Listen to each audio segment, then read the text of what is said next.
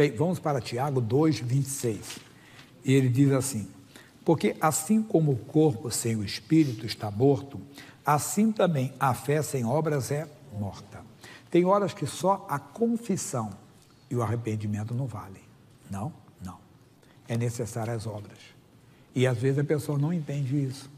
A fé sem obras é porque nós temos que demonstrar o arrependimento que tivemos em alguma situação com as obras, mostrando que foi Deus quem agiu, é Deus quem está agindo, é Deus que está trabalhando conosco.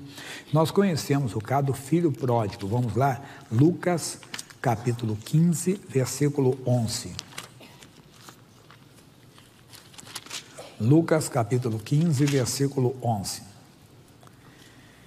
E disse: um certo homem tinha 2 filhos, e o mais moço deles disse ao pai: pai, dá-me a parte da fazenda que me pertence.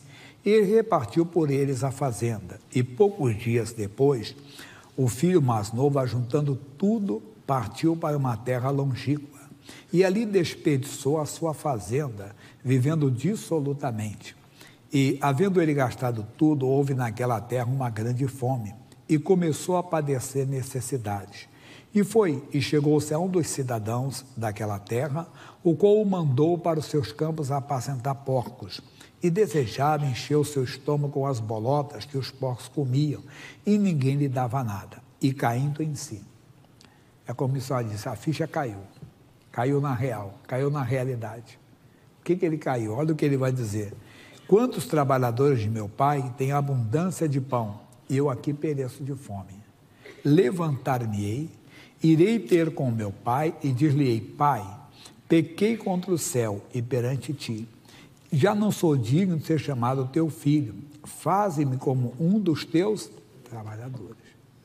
Quando só a confissão não vale, quando só o arrependimento não vale, temos que ter obras, temos que ter atitudes.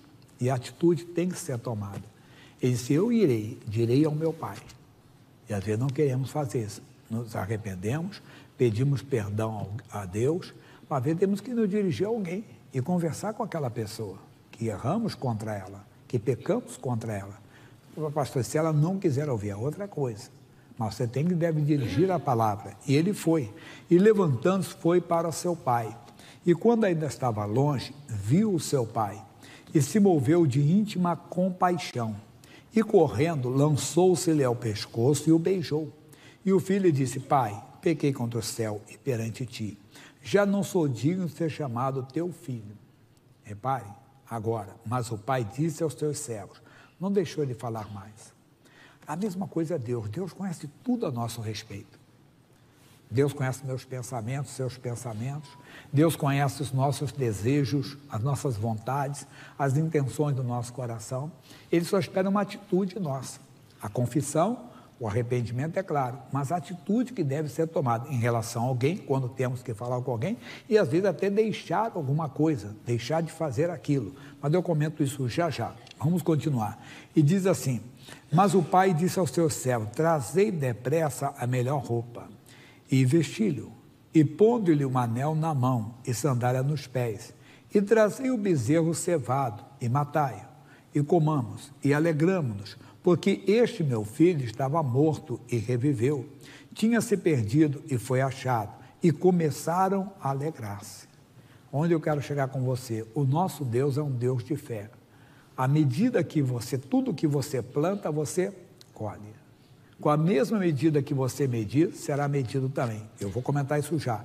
Primeiro, deixa eu ir no capítulo 19, que você também conhece bastante. Zaqueu. E tendo Jesus entrado em Jericó, ia passando. E eis que havia ali um homem chamado Zaqueu. E este era um chefe dos publicanos, e era rico. E procurava ver quem era Jesus, e não podia, por causa da multidão, pois era de pequena estatura.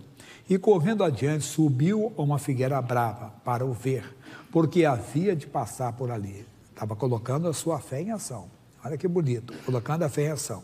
E quando Jesus chegou àquele lugar, olhando para cima, viu-o, e disse-lhe: Zaqueu, desce depressa, porque hoje me convém pousar em tua casa. Que privilégio que ele teve. Porque teve atitude. ele queria conhecer Jesus, ele já tinha ouvido falar de Jesus, certamente ouviu falar dos milagres, das maravilhas, ouviu falar das grandezas, do que Deus tinha operado, do que Deus tinha feito, algo mais tinha que acontecer. Então ele foi, subiu numa figueira, porque era um homem de pequena estatura. O seu Deus é tudo, irmão. Vê o seu esforço, a sua atitude, o que você realmente quer, tudo ele está vendo. E olha a recompensa do Zaqueu, ter Jesus pousando em sua casa. Mas tem mais, e apressando-os desceu e recebeu-o com júbilo. E vendo todos isso, murmuravam, dizendo que entrara para ser hóspede de um homem pecador. Não ligue para as pessoas, vão falar mal, depois vão ver. E levantando-se Zaqueu, disse ao Senhor, Senhor, eis que dou aos pobres metade dos meus bens.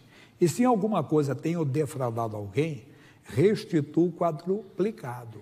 Quando ele entrou, Jesus entrou, é o que a pessoa diz, aprontou tanto, agora é crente, agora é bonzinho, agora é santinho, não é assim mais ou menos que as pessoas falam? Aprontou bastante, aí agora está dando uma de santo. Não ligue, mostre que não foi apenas um arrependimento da vida errada que a pessoa teve, ela teve uma mudança de vida, e essa mudança é com atitudes. Quando o Zaqueu diz isso, nessa hora eu costumo dizer que o queixo de muita gente caiu. Porque sendo um publicano, ele praticava avareza, ou seja, ele amava o dinheiro. Ele fazia qualquer coisa pelo dinheiro. Ele traía a sua nação, ele cobrava para o invasor, entende? Ele cobrava para o opressor, trabalhava para o opressor. Agora, ele está dizendo, eu vou restituir a quem defraudei. 4 vezes, que era de acordo com a lei deles. Mas o mais importante aqui acontece agora. E disse Jesus, hoje veio a salvação a esta casa, pois também este é filho de Abraão. Porque o Filho do Homem veio buscar e salvar o que se havia perdido. Bonito isso aqui, meu irmão. Agora nós vamos até o livro de Jó, no capítulo 42. Quem crê num Deus de fé vai receber coisas desse Deus de fé também. Jó capítulo 42, bem, para quem está começando, Jó era um homem temente a Deus, um homem que servia a Deus, mas um dia a tragédia bateu na porta dele. Ele foi provado, Deus permitiu. Alguém diz isso, é verdade. Satanás quis e Deus permitiu, porque permitiu, nós veremos na frente. O Jó simplesmente perdeu seus filhos, Jó perdeu seus bens, e o Jó ficou doente do alto da cabeça até a planta dos pés, cheio de feridas. E o Jó teve um encontro com Deus. Veja o encontro com Deus, o que ele diz no capítulo 42. Então respondeu Jó ao Senhor e disse, bem sei eu que tudo pode, e nenhum dos teus pensamentos pode ser impedido. Quem é aquele, dizes tu, que sem conhecimento encobre o conselho? Por isso falei do que não entendia, coisas que para mim eram maravilhosíssimas e que eu não compreendia. Escuta-me, pois, e eu falarei. E eu te perguntarei, e tu ensina-me. Com o ouvir dos meus ouvidos ouvi, mas agora te veio os meus olhos. Por isso me abomino e me arrependo. Não pode. Jó se arrependeu de quê? Não foi de um adultério, não foi de uma desonestidade. Jó falava do que não entendia. Ele disse aqui, Deus me deu, Deus me tomou. Deus tinha tomado alguma coisa dele? Não, mas ele dizia isso, falta de entendimento. Por que Deus permitiu o diabo entrar na vida dele? O Jó era um homem muito de Deus, mas ele fala no capítulo 3, versículo 25, olha o que ele diz, 3, 25. Porque o que eu temia me veio, o que eu receava me aconteceu. 26. Nunca estive descansado, nem sosseguei, nem repousei, mas veio sobre mim a perturbação. Apesar do Jó ser um homem temente a Deus, fazia certo, faltava nele a confiança em Deus. Porque os que confiam no Senhor serão como um monte que não se abala, mas permanece firme. Então Jó vivia abalado. Tem muita gente que é de Deus, entenda, mas falta a confiança em Deus. Vive abalado, sobressaltado, assustado, entenda bem, inquieto, desassossegado, não pode, isso é falta de confiança em Deus. Então Jó se arrependeu, mas até aí não aconteceu nada. Mas no versículo 10 diz assim, e o Senhor virou o cativeiro de Jó, quando orava pelos seus amigos. Nós conhecemos a história, sabemos que Jó recebeu a visita dos 3 amigos que foram consolar o Jó, mas eles importunaram, afrontaram, acusaram o Jó de tudo quanto é tipo de pecado. Eles machucaram o Jó, eles magoaram o Jó. Lembra do nosso início? A fé sem obras, ela está morta. Jó precisava de fazer algo. Talvez você precise de fazer algo. Talvez você já se arrependeu dos erros que você cometeu, já pediu perdão, mas quem sabe você não está precisando agora de perdão, está precisando de perdoar, de orar pela pessoa que te ofendeu e te machucou. Você precisa disso. Durante o dia, esses dias todos eu tenho falado, muita gente está se envenenando com o veneno dos outros. A pessoa te ofendeu, te machucou, entenda, e você ficou. Você precisa de colocar a fé em ação. Mas o bonito aqui é o início, que diz o quê? E o Senhor virou o cativeiro de Jó, condenado pelos seus amigos, e o Senhor acrescentou a Jó outro tanto em dobro a tudo quanto dantes possuía. Por quê? Porque o nosso Deus é um Deus de fé. E a fé de Deus não é uma fé sem obras. É isso que nós temos que entender. Ele colocava a fé em ação e as obras apareciam. Então, quando você planta, você colhe. Gálatas capítulo 6, versículo 7. Capítulo é 6, versículo é 7.